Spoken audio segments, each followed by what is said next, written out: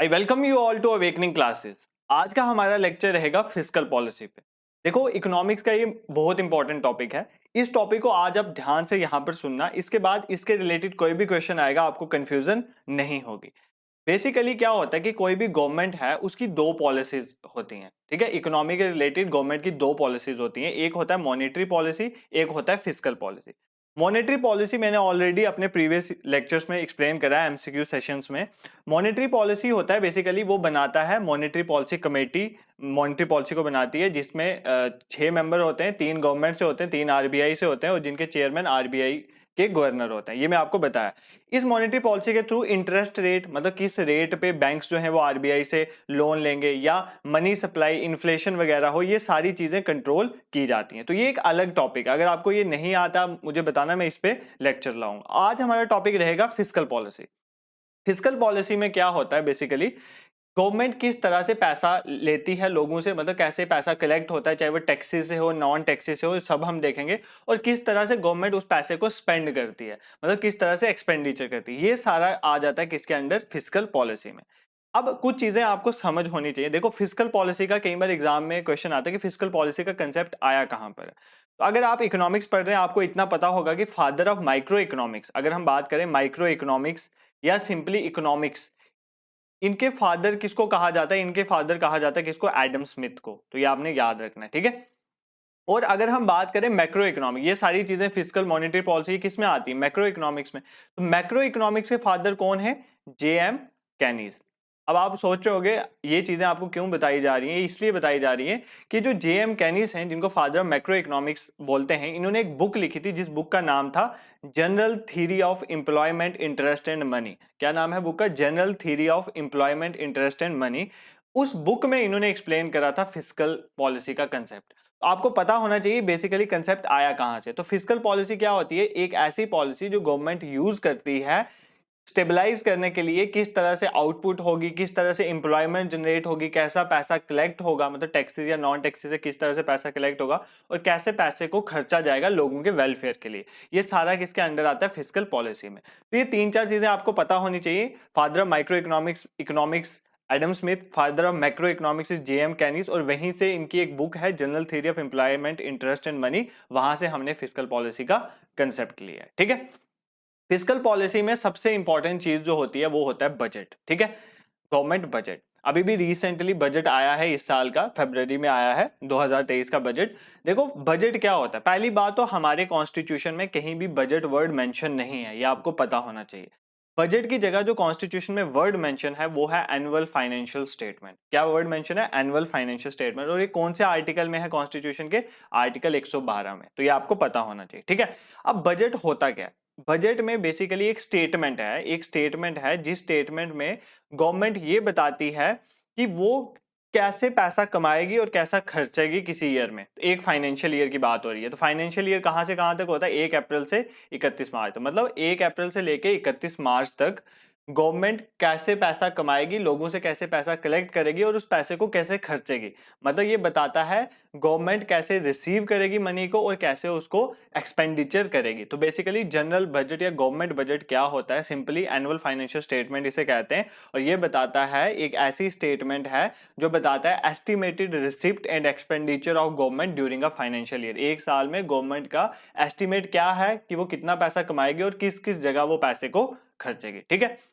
अब ये जो बजट है ये प्रिपेयर कौन करता है, तो इसका जो ड्राफ्ट है ये प्रिपेयर करता है डिपार्टमेंट ऑफ इकोनॉमिक अफेयर्स। कौन सा डिपार्टमेंट है, इकोनॉमिक अफेयर्स का। और ये जो डिपार्टमेंट है ये किसके अंदर आता है, मिनिस्ट्री ऑफ फाइनेंस। तो मिनिस्ट्री ऑफ फाइनेंस में 6 डिपार्टमेंट्स हैं, 5 6, उनमें जो डिपार्टमेंट ऑफ इकोनॉमिक अफेयर्स है यही ड्राफ्ट को प्रिपेयर करता है। और बाद में फाइनेंस मिनिस्टर जो हमारी अभी निर्मला सीतारमन है, उन्होंने ये जो बजट था इसको उन्होंने कहां पर लेके गए, वो पार्लियामेंट में, ठीक है। पहले प्रेसिडेंट के पास लेके गए, देन प्रेसिडेंट ने वो पार्लियामेंट में रखा।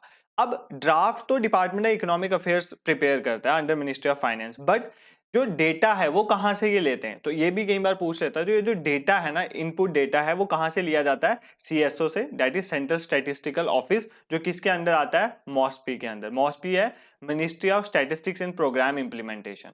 कौन सी मिनिस्ट्री है, ministry of statistics and programme implementation. मैं लिख भी देता हूं आपके लिए, ministry of statistics and programme implementation, programme ठीक है, आपने क्या सीखा यहाँ पर, आपने दो चीजें यहाँ पर सीखी। एक तो ये जो ड्राफ्ट है, ये जो बजट का ड्राफ्ट है, ये कौन तैयार करता है? डिपार्टमेंट ऑफ इकोनॉमिक अफेयर्स, जो किसके अंडर आता है? Ministry of finance. सेकंड, ये जो डेटा कलेक्ट करते हैं वो कहाँ से करते हैं? ये डेटा सीएसओ से इनपुट लेते हैं। सीएसओ सेंट्रल स्टैटिस्टिकल ऑफिस, ये किसके अंडर आता है? मॉस्पी के अंदर, ministry of statistics and programme implementation. ठीक है, यहाँ पर अब ये जो बजट होता है, ये एनुअल फाइनेंशियल स्टेटमेंट है, जो हमें ये बताता है कि गवर्नमेंट का एक साल में कितना पैसा आएगा, एस्टिमेटेड होता है कितना पैसा आएगा और कैसे गवर्नमेंट एक्सपेंडिचर करेगी। इस बजट को लाने का ऑब्जेक्टिव क्या है? तो गवर्नमेंट की ये फिस्कल पॉलिसी का ऑब्जेक्टिव क्या होता है बेसिकली बजट का? तो देखो, सबसे पहले एलोकेशन फंक्शन।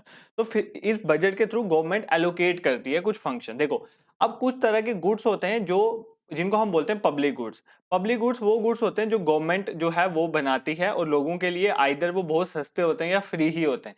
जैसे सपोज करो रोड्स हो गया, जैसे पार्क्स हो गया, ठीक है, ये कोई प्राइवेट गुड थोड़ी है, ये पब्लिक गुड है, ये सबको एक्सेस है कि वो यूज कर सकते हैं। ठीक है, इसी तरह गवर्नमेंट फंक्शन को एलोकेट करती है, जैसे कुछ पब्लिक गुड्स आ जाते हैं, कुछ प्राइवेट गुड्स आ जाते हैं। प्राइवेट गुड्स होते हैं जैसे कुछ चीजें, जैसे कपड़े हैं, वो कोई भी कंपनी बना सकती है।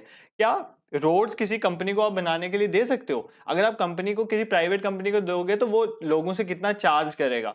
तो ऐसे तो जो पुअर लोग हैं उनको तो रोड्स का एक्सेस नहीं मिलेगा। इसीलिए एलोकेशन करती है गवर्नमेंट, बजट के थ्रू पैसा एलोकेट करती है इंफ्रास्ट्रक्चर में, ताकि पब्लिक गुड्स जो है वो लोगों को फ्री सर्विसेज प्रोवाइड कर सके। तो ये पहला फंक्शन है बजट का।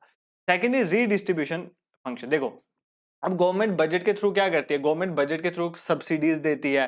जैसे आपको पता है कि कुछ ऐसी गवर्नमेंट की योजनाएं होती हैं जो गरीब लोगों को ऊपर उठाने की कोशिश करती है। तो मतलब गवर्नमेंट क्या करती है? रीडिस्ट्रीब्यूट करती है, लोगों से पैसा कलेक्ट करती है।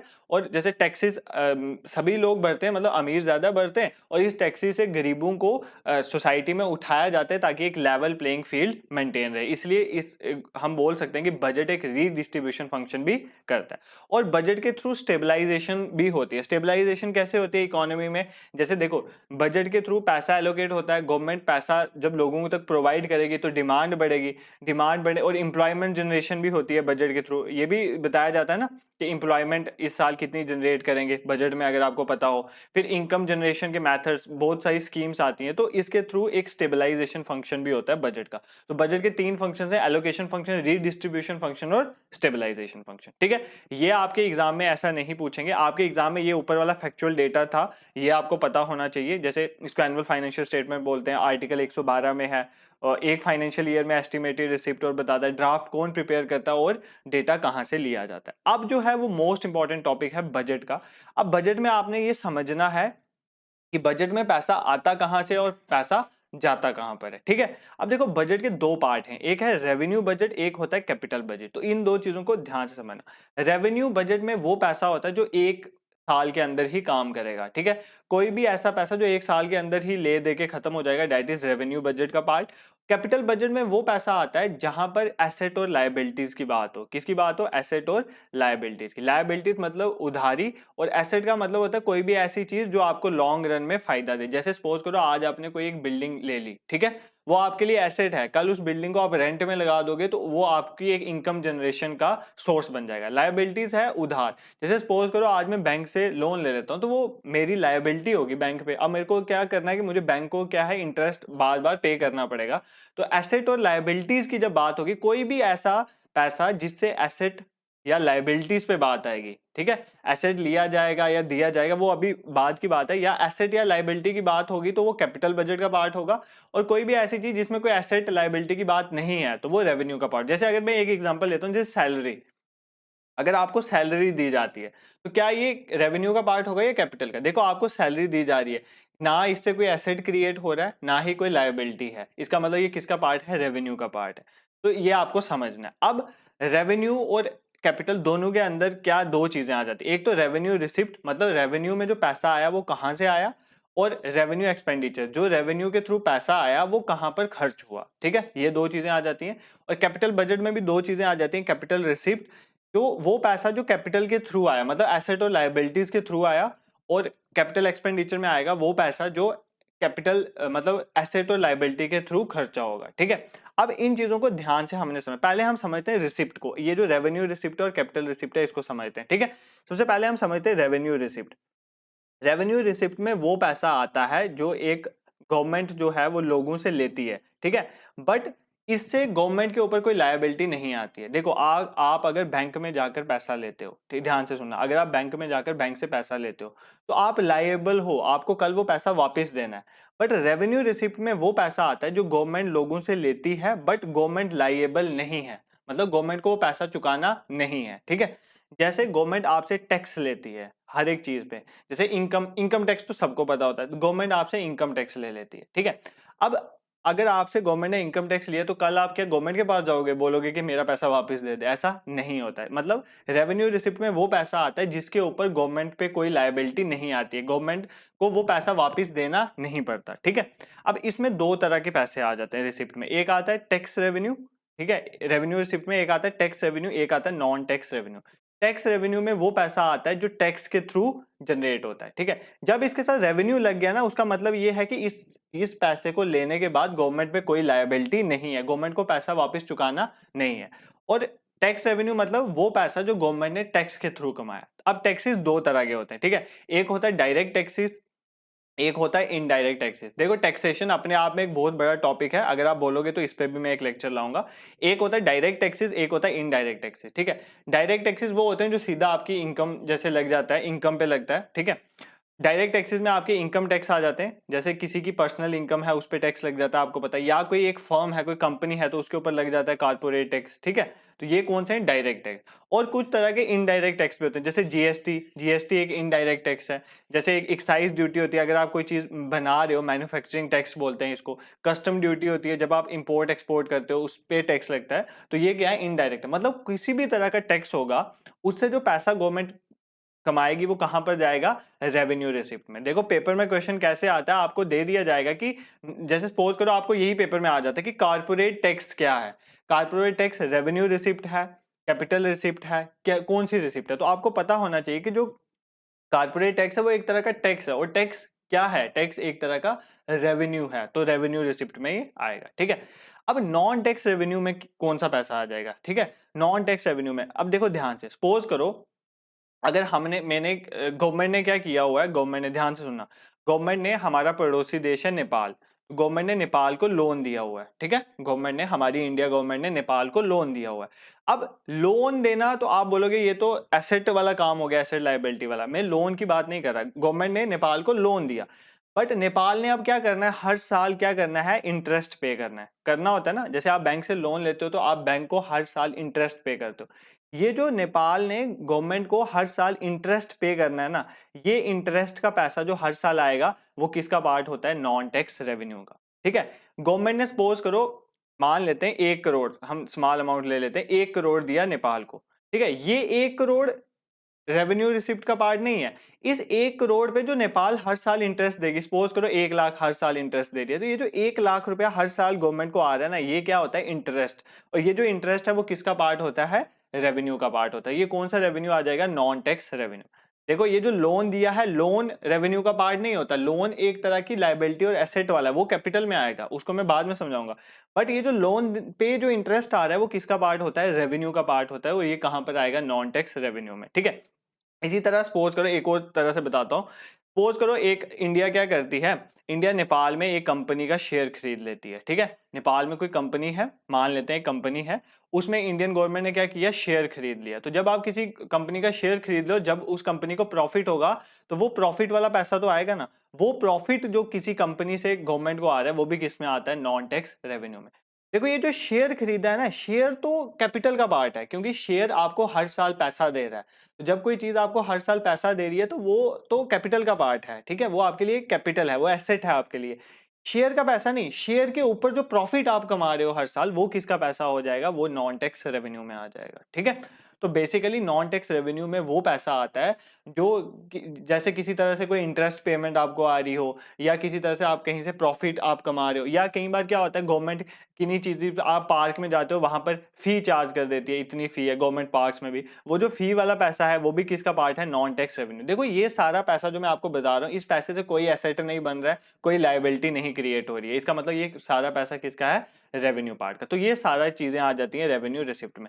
तो रेवेन्यू रिसिप्ट में वो पैसा आ जाता है जो पैसा गवर्नमेंट कमाती है, बट गवर्नमेंट लोगों से लेती है।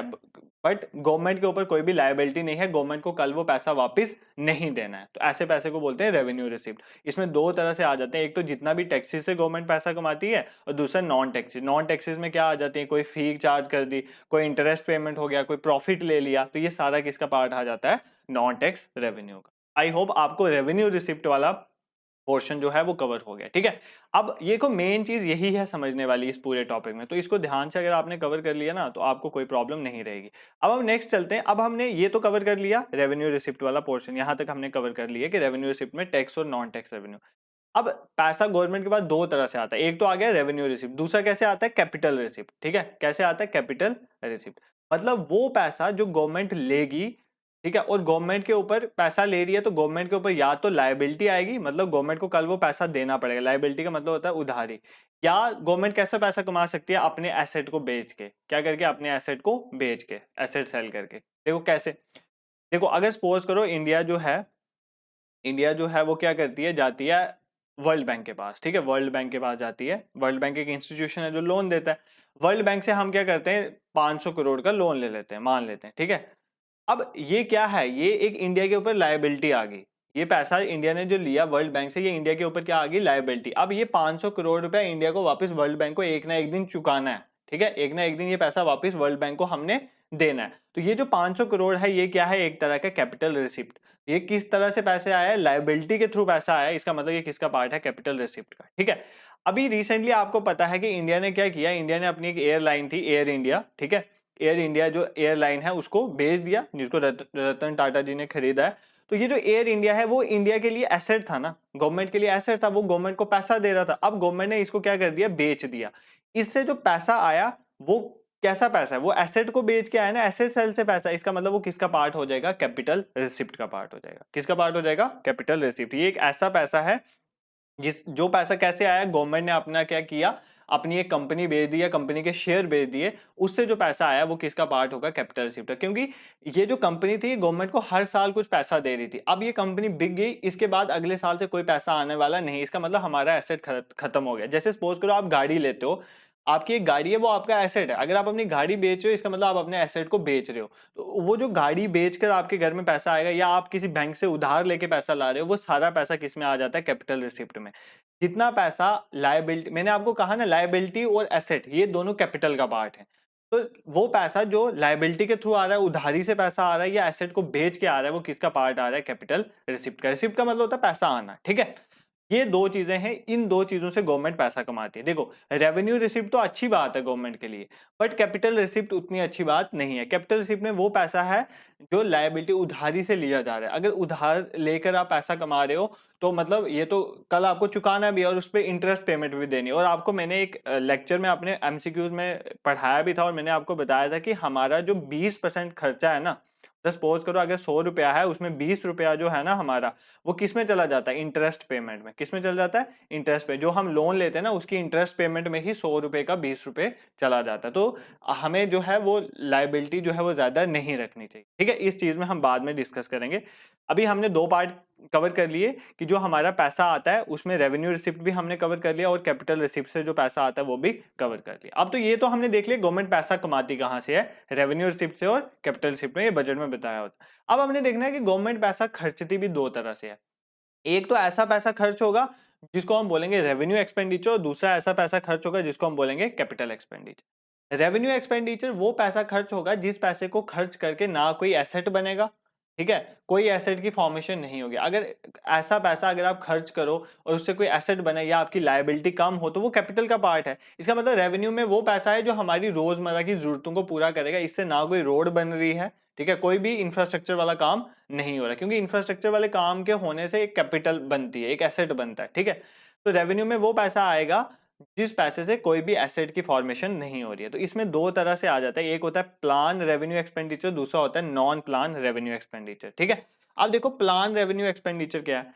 देखो गवर्नमेंट ने क्या, कुछ प्लान होते हैं गवर्नमेंट के, जैसे सेंटर प्लान है, स्टेट प्लान है, जिस प्लान के थ्रू एक प्लान बना के गवर्नमेंट वो पैसा जो है लोगों को देती है, तो वो आ जाता है प्लान रेवेन्यू एक्सपेंडिचर। बट इस पैसे से कोई एसेट की फॉर्मेशन नहीं होती, कि आपने याद रखना, और ना ही ये पैसा लायबिलिटी को कम करता है।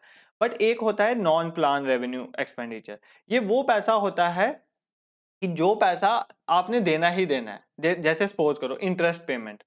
देखो इंटरेस्ट पेमेंट क्या है, इंटरेस्ट पेमेंट जो है आपने देनी ही देनी है। इंटरेस्ट पेमेंट जो आप सपोज करो आपने वर्ल्ड बैंक से लोन लिया था, आप उसको हर साल इंटरेस्ट पेमेंट दोगे ना, क्या उस इंटरेस्ट पेमेंट से वो जो वर्ल्ड बैंक से लोन लिया वो लोन कम हो जाएगा? लोन तो कम नहीं ना होगा, वो तो एक इंटरेस्ट पेमेंट है जो आपको करनी ही करनी है। इसका मतलब ये किसका पार्ट है? रेवेन्यू का पार्ट है। देखो ये बहुत कंफ्यूजिंग चीज है। आप किसी से लोन ले रहे हो या लोन दे रहे हो वो कैपिटल का पार्ट होता है, बट उस लोन पे जो आप इंटरेस्ट ले रहे हो या इंटरेस्ट दे रहे हो वो लोन का पार्ट नहीं है। वो किसका पार्ट होता है? वो हमेशा रेवेन्यू का पार्ट होता है। तो जो आप इंटरेस्ट पेमेंट कर रहे हो वो आपका एक तरह का रेवेन्यू एक्सपेंडिचर है। और रेवेन्यू एक्सपेंडिचर में भी वो कौन सा रेवेन्यू एक्सपेंडिचर है? Non plan revenue expenditure. जैसे आपने लोगों को सैलरीज देनी है, देखो सैलरीज जो है वो आपको देनी ही देनी है। अगर आप किसी को सैलरी देते हो उससे कोई एसेट नहीं बन रहा है, ना गवर्नमेंट की लायबिलिटी कम हो रही है, इसका मतलब ये भी किसका पार्ट है? Revenue expenditure. ठीक है, आपने डिफेंस में एक पैसा देना ही देना है। ठीक है, डिफेंस में आपको ये पैसा देना ही देना है, इससे कोई आपका एसेट क्रिएट नहीं हो रहा है, तो ये भी एक पार्ट किसका पार्ट आ जाता है? नॉन प्लान रेवेन्यू एक्सपेंडिचर का। देखो ये जो मैं चीजें आपको बता रहा हूँ ना, पेपर में सीधा क्वेश्चन ऐसे फ्रेम होता है कि जो सैलरी है, जैसे सैलरीज देते हो या पेंशन देते हो, वो किसका पार्ट है? आपको ना ये पेपर में ये चारों ऑप्शन दे देगा, tax, plan revenue expenditure, non plan, plan capital expenditure, non plan capital expenditure, ये चारों लिख देगा नीचे। अब आपको पता होना चाहिए कि जो पेंशन या सैलरीज हैं, पहली बात तो इससे एसेट लायबिलिटी का कुछ लेना देना नहीं, इसका मतलब ये रेवेन्यू का पार्ट है। रेवेन्यू में भी ये वो पैसा है जिससे कोई प्लानिंग वाला काम नहीं हो रहा है, ये पैसा तो हमें देना ही देना है, तो इसका मतलब ये कौन सा पैसा है? Non plan revenue expenditure. I hope आपको रेवेन्यू एक्सपेंडिचर वाला ये प्लान और नॉन प्लान समझ आया होगा। नेक्स्ट लास्ट हमारा है कैपिटल एक्सपेंडिचर। कौन सा? Capital expenditure. मैं आपको यहां पर एक्सप्लेन करता हूं कैपिटल एक्सपेंडिचर। देखो कैपिटल एक्सपेंडिचर क्या? वो पैसा, कैपिटल एक्सपेंडिचर मतलब आप क्या कर रहे हो, एक पैसा खर्च कर रहे हो जिससे या तो आपका एसेट बढ़ेगा, या तो एसेट बढ़ेगा, या तो आपकी लायबिलिटी कम होगी, या तो आपकी लायबिलिटी कम होगी। ठीक है, ऐसा पैसा जिसको आप खर्च करोगे आपका एसेट बढ़ेगा। जैसे सपोज करो इंडिया ने किसी कंपनी के शेयर खरीद लिए बाहर की कंपनी के, इससे क्या हुआ? इससे हमारा एसेट बढ़ा है, वो हमारे लिए एसेट है क्योंकि अब उधर से हमें हर साल इंटरेस्ट पेमेंट मिलेगी। इसीलिए अगर आप इंडिया किसी कंपनी का शेयर लेती है, या इंडिया कोई रोड्स बनाती है, इंफ्रास्ट्रक्चर बनाती है, तो इंफ्रास्ट्रक्चर से भी आपको पता है ना, जो वो होते हैं जो टोल टैक्सेस होते हैं, जहां पे टोल से पैसा कलेक्ट होता है, इससे भी पैसा आएगा। तो ये जो रोड्स हैं, कंस्ट्रक्शन वाला काम, ये सारा जो है ये इससे एसेट फॉर्मेशन हो रही है, ये किसका पार्ट है? कैपिटल एक्सपेंडिचर का। और कुछ ऐसा पैसा जिससे आपकी लायबिलिटी कम हो, वो भी आपके कैपिटल एक्सपेंडिचर का पार्ट। जैसे आपने वर्ल्ड बैंक से अगर 500 करोड़ लिया था, तो आपको हर साल उसको इंटरेस्ट पेमेंट देना है। आप क्या करो, इस 500 करोड़ की जगह क्या करो, वर्ल्ड बैंक को 250 करोड़ वापस कर दो। जब आप उसको 250 करोड़ वापस करो, इसका मतलब अब आप पे लायबिलिटी कम होगी। तो जब लायबिलिटी कम होती है, वो भी पैसा जो खर्च होता है लायबिलिटी को कम करने के लिए, वो किस में जाता है? कैपिटल एक्सपेंडिचर में। तो मैं इन शॉर्ट आपको क्रक्स में यहां पर समझा देता हूं चीजें, आई होप आप को फिर समझ आएंगे। देखो हमने अभी तक यही पढ़ा, रेवेन्यू में वो पैसा आता है जिससे कोई भी एसेट और लायबिलिटी का लेना देना नहीं होता। ठीक है, कैपिटल में वो पैसा आता है जिससे क्या होता है? एसेट या लायबिलिटीज का लेना देना होता है। अब कैसे होता है? कैपिटल रिसिप्ट, कैपिटल में जो पैसा आता है रिसिप्ट में, वो ऐसा पैसा होता है जो कैसे आता है? या तो आपने कहीं से उधारी की है, अगर आपने उधारी की है तो आपकी लायबिलिटी बढ़ जाएगी। ठीक है, यही होगा ना, आपकी उधारी अगर आपने रिसिप्ट में, मतलब आप रिसिप्ट मतलब पैसा ले रहे हो, तो अगर आप लायबिलिटी से पैसा ले रहे हो इसका मतलब आपकी उधारी बढ़ रही है, आपने कल वो चुकाना है। या तो आप कैसे पैसा कमाओगे? एसेट को बेच के। क्या करोगे? आपके एसेट को बेच के, तो आपका एसेट कम हो जाएगा। अब कैपिटल एक्सपेंडिचर आप कैसे करोगे? कैपिटल एक्सपेंडिचर मतलब आप अपनी कैपिटल का पैसा खर्च रहे हो, इससे क्या होगा? या तो आपका एसेट बढ़ेगा, या तो आप कोई कंपनी खरीद लोगे, या क्या होगा, आपने जो पुराना उधार लिया उसको कम कर दोगे, तो लायबिलिटी आपकी कम हो जाएगी। ठीक है, यहां से अकाउंट्स की भी चीजें कवर होगी कि लायबिलिटी बढ़ने, एसेट कम होने से कैसे वो कैपिटल और रेवेन्यू के साथ रिलेटेड है। आई होप आपको ये चीज समझ आई होगी। ये बहुत कंफ्यूजिंग चीज है, बट बहुत सिंपल वे में मैंने आपको समझाने की कोशिश की है। अगर अभी भी आपको समझ नहीं आया तो वीडियो को आप पॉज करके बैक जाके वापस देखना है एक दो बार, बट एक बार अगर इसकी कंसेप्चुअल क्लैरिटी आपको होगी ना, फिर इसमें जितना मर्जी टिल्टेड क्वेश्चन आए आप कर लोगे, और इसमें बहुत टिल्टेड क्वेश्चन पूछे भी जाते हैं। ठीक है, तो देख लो ये कवर हो गया है सारा हमारा पार्ट कि गवर्नमेंट बजट के दो पार्ट्स होते हैं, रेवेन्यू और expenditure, capital part.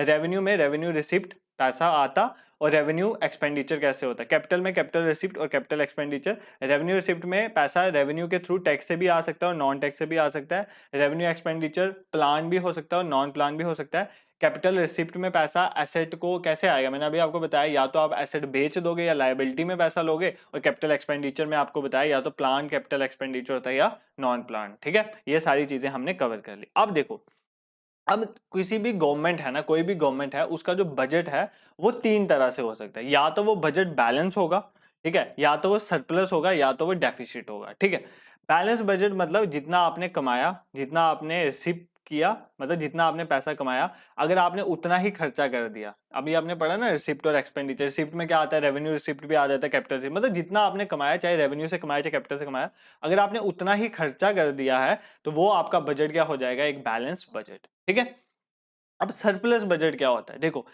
Surplus budget मतलब आपने क्या किया, आपने पैसा कलेक्ट ज्यादा किया, रिसिप्ट मतलब आपकी ज्यादा है, आपने पैसा कलेक्ट ज्यादा किया बट एक्सपेंडिचर खर्चा कम किया, तो वो किसका पार्ट आ जाता है, सरप्लस बजट का। मतलब आपका बजट सरप्लस है, आपके पास आपने कमाया ज्यादा, टैक्सेस नॉन टैक्सेस जैसे भी कमाया वो ज्यादा कमाया और एक्सपेंडिचर कम किया।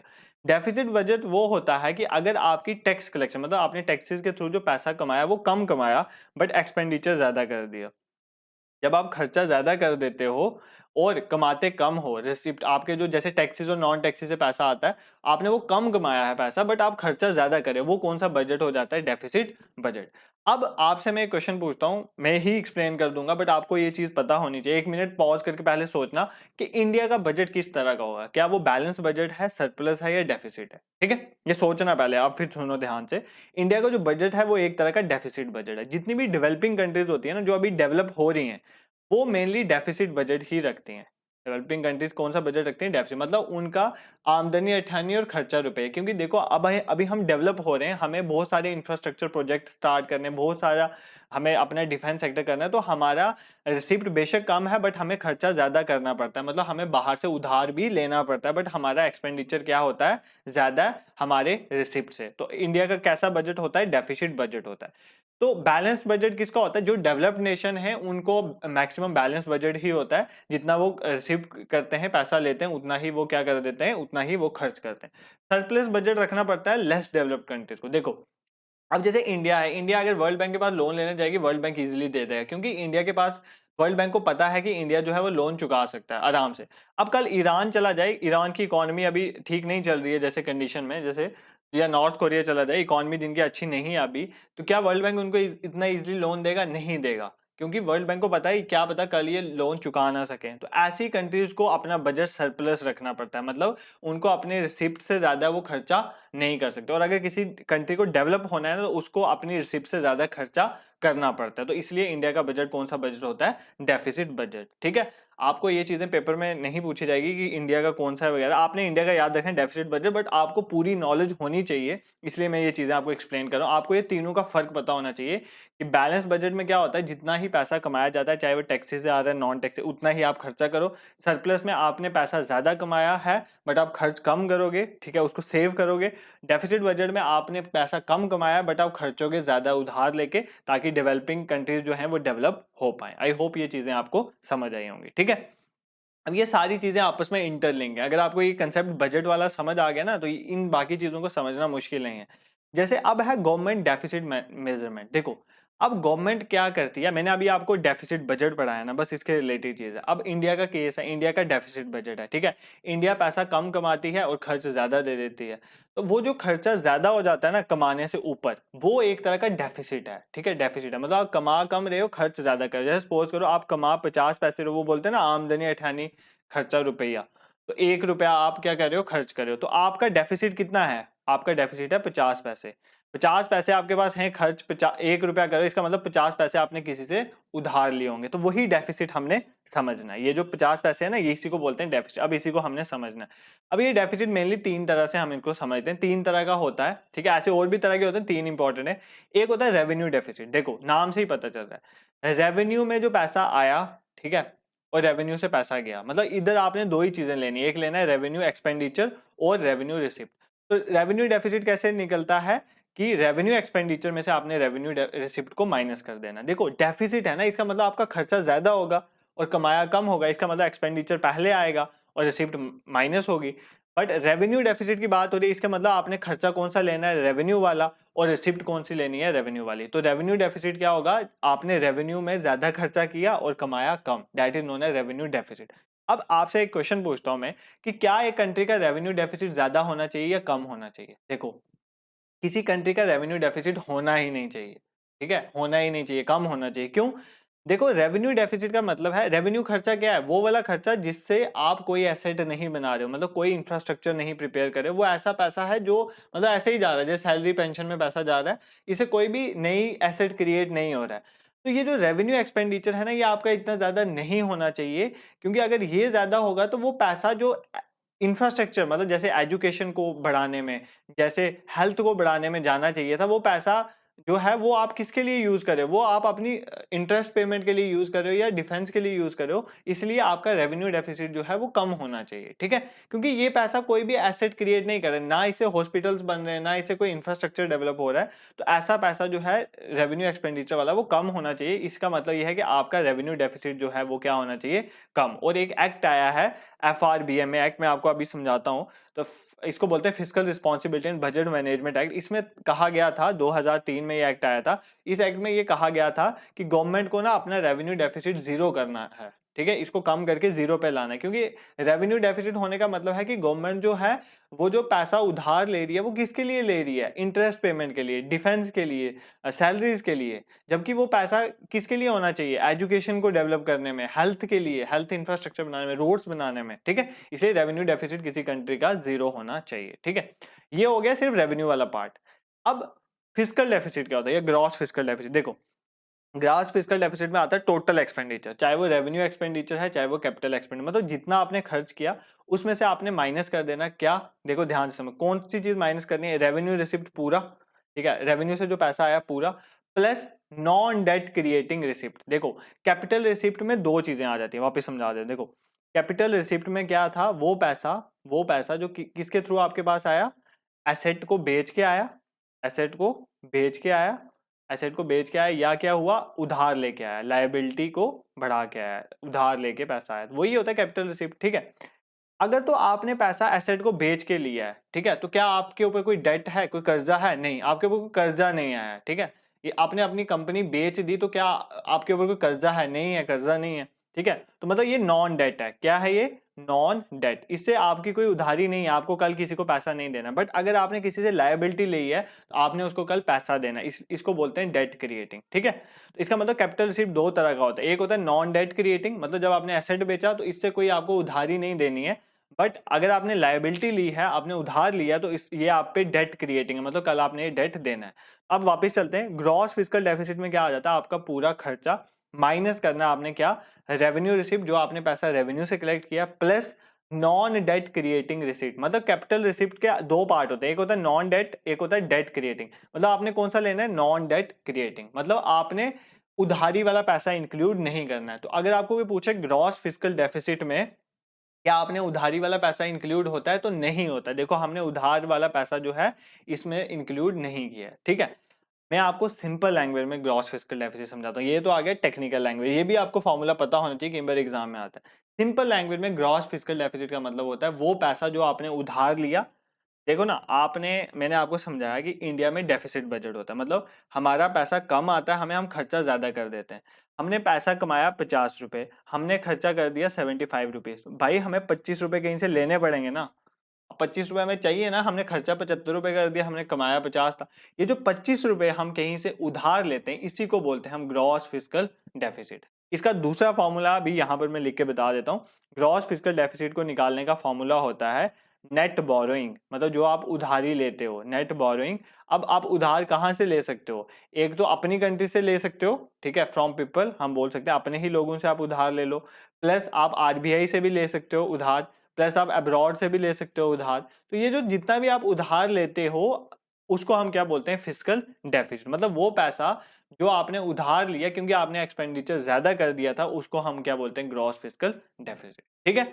तो ये हो गया ग्रॉस फिस्कल। तो रेवेन्यू डेफिसिट में सिर्फ रेवेन्यू का पोर्शन इंक्लूड है, ग्रॉस फिस्कल डेफिसिट में पूरा एक्सपेंडिचर इंक्लूड है और कैपिटल पूरी रिसिप्ट इंक्लूड है। बट उस रिसिप्ट में वो पैसा नहीं लेना है जो आपने उधार में लिया है। उधार वाले पैसे को ही ग्रॉस फिस्कल डेफिसिट कहते हैं, ठीक है। और लास्ट हमारा है प्राइमरी डेफिसिट। देखो देखो प्राइमरी डेफिसिट में क्या है, देखो अगर सपोज करो अब आपने कुछ खर्चा किया, ठीक है, आपने कुछ खर्चा किया, अब उसमें आपने यहाँ पर जो एक्सपेंडिचर लिया है, टोटल एक्सपेंडिचर, आपने इसके अंदर इंटरेस्ट पेमेंट भी तो ली है ना, मतलब जो आपने पैसा सपोज करो, मैं अभी आपको बता रहा था कि हमारे बजट में सबसे ज्यादा पैसा गवर्नमेंट जो है वो इंटरेस्ट पेमेंट में ही चला जाता है। जैसे 100 रुपया अगर हमारे पास है, हम खर्चा करेंगे तो उसका 20 रुपये तो हमने पुराने लोन का इंटरेस्ट पेमेंट में ही चला जाता है।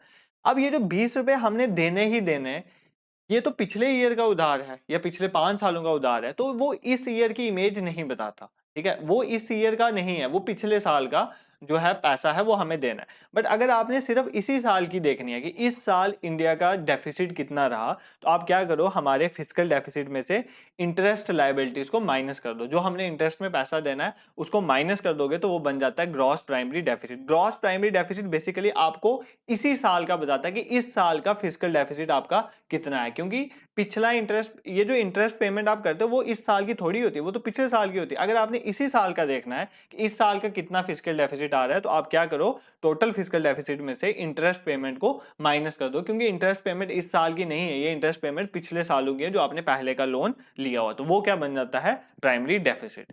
अगर आपको समझ आई हैं चीजें तो अच्छे लेवल से इसको करो, अगर नहीं समझ आया तो फॉर्मूलेज लर्न कर लो, एटलीस्ट फॉर्मूले रिलेटेड चीजें आपको वहां पर कवर हो जाएंगी। तो अगर आपको नहीं समझ आया तो बार बार पीछे करके इसको सुनो और चीजों को क्लियर करो। रेवेन्यू डेफिसिट में आपने रेवेन्यू जो खर्चा किया उसमें से रेवेन्यू रिसिप्ट को माइनस करना है। ग्रॉस फिजिकल डेफिसिट में जितना आपने खर्चा किया, टोटल खर्चा, उसमें से जो आपने पैसा कमाया, बट उधारी वाला पैसा नहीं इंक्लूड करते, मतलब डेट क्रिएटिंग रिसिप्ट को इंक्लूड नहीं करना। ग्रॉस प्राइमरी डेफिसिट क्या होता है, जो आपने पूरा खर्चा किया, जो आपका डेफिसिट है, जो आपने पूरा डेफिसिट है, मतलब जो आपने बोरो किया है, उसमें से आपने इंटरेस्ट पेमेंट को माइनस कर देना, क्योंकि इंटरेस्ट पेमेंट इस साल की नहीं है। जो प्राइमरी डेफिसिट होता है ना, वो बेसिकली इसी साल का, प्रेजेंट साल का फिजिकल इम्बैलेंस को बताता है। तो आई होप आपको ये चीजें समझ आई होंगी। अब इधर से आपको एक कुछ चीजें तो समझ आ गई होंगी। कुछ चीजें क्या समझ आई होंगी कि ये जो फिजिकल डेफिसिट है, मतलब ये वो पैसा है जो हम उधार ले रहे हैं, तो क्या ये पैसा बहुत ज्यादा होना चाहिए? ये पैसा ज्यादा नहीं होना चाहिए। इसलिए क्या किया गया, एक एक्ट लाया गया जिसका नाम है fiscal responsibility and budget management act. क्या नाम है इसका? फिस्कल, ये आपको पता होना चाहिए, इसके रिलेटेड क्वेश्चन आता है। Fiscal responsibility and budget management act. ये एक्ट क्या कहता है कि हमारी फिजिकल रिस्पॉन्सिबिलिटी क्या है और बजट को हम कैसे मैनेज करेंगे, बजट मैनेजमेंट एक्ट। ये एक्ट बेसिकली लाया गया था 2003 में। इस एक्ट में ये बोला गया कि हमें क्या करना है, हमने अपने फिजिकल डेफिसिट को कम करना है और इसको 3% से नीचे लेके जाना है। कितने परसेंट से नीचे लेके जाना है? 3% से। और हर साल अगर हम 0.3% इसको कम करते जाएंगे तो एक टाइम पे ये 3% से कम हो जाएगा और इसे हमें 3% से कम ही रखना है। ठीक है, किसको? Gross physical deficit. और रेवेन्यू डेफिसिट को हमने पूरा जीरो कर देना है। जीरो कैसे करना है? हम हर साल 0.5% इसको कम करते जाएंगे और ये क्या हो जाएगा? जीरो हो जाएगा। तो ये physical responsibility and budget management act में बोला गया था। मतलब ओवरऑल ये चीज है कि फिजिकल डेफिसिट बहुत ज्यादा किसी देश के लिए अच्छा नहीं है। देखो, अगर हम बहुत ज्यादा उधार ले रहे हैं तो भी हर साल हमें उसकी इंटरेस्ट पेमेंट करनी पड़ेगी, तो वो पैसा जो है वो कितना पैसा हमारा इंटरेस्ट पेमेंट में ही चला जाता है। जैसे 100 रुपया हमारे देश में अगर खर्चा होता है, उसमें से 20 रुपया तो हम पिछले लोन का चुकाने में ही दे देते हैं। इसीलिए ये एक्ट लाया गया है ताकि फिजिकल डेफिसिट को कम किया जाए, क्योंकि गवर्नमेंट्स कई बार क्या करती हैं, वोट बैंक के लिए बहुत ज्यादा सब्सिडीज दे देती हैं, बहुत ज्यादा स्कीम्स ले आती हैं लोगों को खुश करने के लिए, पैसा उधार ले लेके। तो जब अगली कोई गवर्नमेंट आएगी उसके बाद पैसा ही नहीं होगा तो वो कैसे करेगा? तो देश ऐसे नहीं ना चलता है। इसीलिए क्या होता है कि हमारा फिजिकल डेफिसिट जो है हमें जो है कम रखना चाहिए। आई होप ये चीजें आपको समझ आई होंगी। तो ये फिजिकल पॉलिसी में था। पता नहीं इससे पहले आपने ये टॉपिक कहाँ से पढ़े होंगे, बट ये टॉपिक जो है या चीजें आपको पता होनी चाहिए, क्योंकि इकोनॉमिक्स के क्वेश्चन जब आते हैं ना एग्जाम में तो वो बहुत दिमाग घुमा देते हैं। अगर आपको कंसेप्चुअल क्लैरिटी नहीं है, अगर आपको चीजों की समझ है, तो एलिमिनेशन टेक्निक का यूज करके सबसे सिंपल क्वेश्चन इकोनॉमिक्स के ही बन जाते हैं। बट अगर आप इसको रट्टा मार के जाओगे ना इकोनॉमिक्स के क्वेश्चंस को, तो वो वहां पर सॉल्व नहीं होने वाले। फिजिकल पॉलिसी में टैक्सेशन भी चीज आती है, जो मैंने आपको इन शॉर्ट बताया था, डायरेक्ट और इनडायरेक्ट टैक्स क्या होते हैं। अगर आपको टैक्सेशन की समझ नहीं है, फुल फ्लेज टॉपिक चाहिए, तो आप कमेंट बॉक्स में बताना और हम इस पे लेक्चर लाएंगे। और दूसरा, आपने मुझे ये भी बताना है कि जो मॉनेटरी पॉलिसी है वो आपको अच्छे से समझ है कि नहीं, आरबीआई के फंक्शन, आरबीआई के रोल, आरबीआई के रिलेटेड कौन सी कमेटीज हैं, ये सब चीजें, क्योंकि इनसे भी क्वेश्चंस फ्रेम होते हैं। आप कमेंट बॉक्स में कमेंट करना आपको लेक्चर कैसा लगा, और अगर आप ये आगे वाले लेक्चर चाहते हो तो बताना। बनाना, हम इस पे लेक्चर बनाएंगे। अगर आपको हमारा कंटेंट पसंद आ रहा है तो चैनल को जरूर सब्सक्राइब करें और शेयर भी करें। तो दोस्त who are preparing for competitive exam, JK SSB के लिए हमारे पास जो फाइनेंस अकाउंटेंसी है, वीएलडब्ल्यू के लिए चाहे वो प्रीवियस ईयर क्वेश्चन हो, बहुत सारी चीजें प्लेलिस्ट में आप जाके देख सकते हैं। और भी अगर आप सीडीएस एनडीए किसी भी सेंटर लेवल एग्जाम की प्रिपरेशन कर रहे हैं तो आप प्लेलिस्ट में जाएं, आपके पढ़ने के लिए पॉलिटी, हिस्ट्री और बहुत सारे लेक्चर्स पढ़े हुए हैं। Next thing is that Telegram का लिंक हमने डिस्क्रिप्शन में डाल दिया है, उसको आप ज्वाइन करें। डेली क्विज भी होता है वहां पर एक स्पेसिफिक टाइम पे, प्लस डेली का न्यूज़पेपर भी हम वहां पर शेयर करते हैं, द हिंदू, और जो भी पीडीएफ होती है वो भी वहीं पर शेयर करते हैं। Thank you so much for watching.